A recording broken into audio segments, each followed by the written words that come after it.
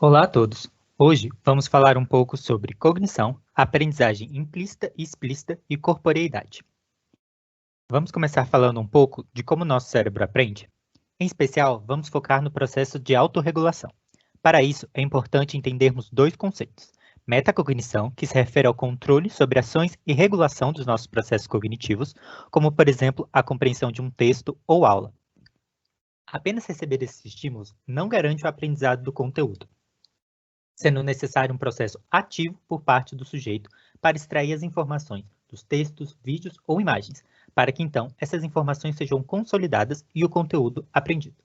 Outro conceito é o de funções executivas, e se refere às ações comportamentais que fazemos, estando sujeito à influência de aspectos como motivação e vontade, como, por exemplo, escrever resumos, utilizar técnicas de memorização, entre outros. Ambos os conceitos se integram para entendermos como aprendemos. No processo de autorregulação em específico, esses construtos nos permitem definir um objetivo, planejar e monitorar sua execução, analisar os resultados e, por fim, fazer eventuais mudanças necessárias para que possamos ter um método de aprendizagem mais adequado. É interessante também sabermos as estruturas nas quais esses processos se desenvolvem. Entre elas, podemos citar o córtex orbitofrontal, relacionado à modulação de comportamento e controle inibitório, a área dorsolateral do córtex pré-frontal, relacionada ao foco e fluência verbal, o córtex cingulado, relacionado à motivação e monitoramento de informações, entre outras.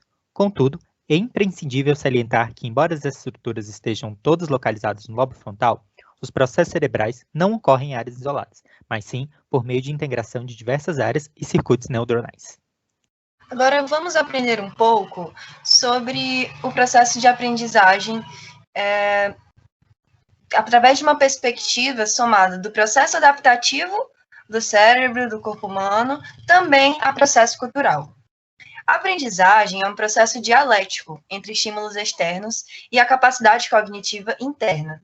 É preciso integrar a visão associacionista e construtivista, para assim a gente ter uma perspectiva mais completa do que seria esse processo. A aprendizagem, se é parte consciente, atenta, direcionada, ou seja, explícita, como veremos mais na frente, relacionada a ser inerente à espécie humana, que aí eu coloquei também como um questionamento, né, para a gente pensar, a aprendizagem também é implícita. Ela acontece naturalmente com o contato com o meio. E não necessariamente se informa quando aprendeu, ou como. É um aprendizado que ele acontece, mas ele é como se fosse, assim, sensorial ali. Ele aconteceu, você não tem muito a noção de onde você aprendeu aquele conhecimento, como que foi, mas ainda assim, ele está lá.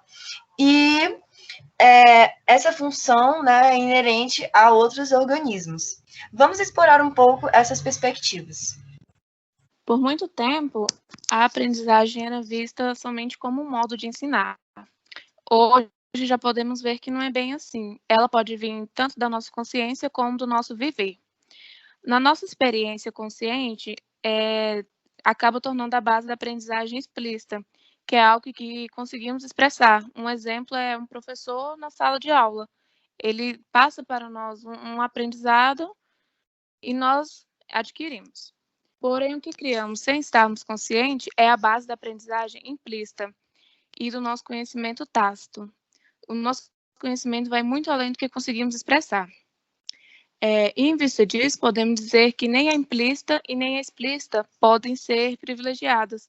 Ambas são tomadas de modo situados ao objetivo e às culturas, tornando cada vez mais a educação efetiva. Desta forma, percebemos que a aprendizagem ocorre através de percepções e também sensações, somadas ao sentido e significado.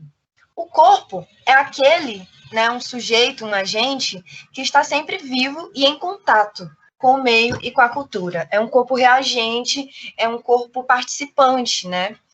Inclusive, é muito visto e muito comentado dentro desses debates de aprendizagem as formas em que a educação vai se relacionando com esse corpo desse aluno.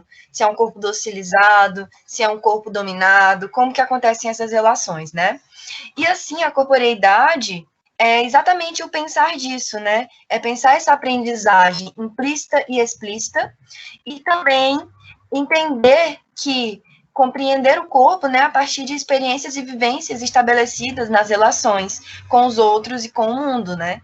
E a capacidade de cada pessoa de sentir e tomar para si seu próprio corpo como um meio de manifestação, interação com o mundo, transformação, revolução, a gente chama tudo isso de corporeidade.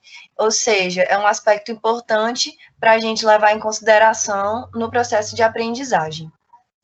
Assim, a gente percebe que a aprendizagem parte desse processo mesmo integrativo, tanto da parte cognitiva, quanto do corpo, quanto do ambiente que estamos inseridos, quanto da cultura. E todos esses podem somar no processo de aprendizagem, tanto de forma implícita quanto de forma explícita.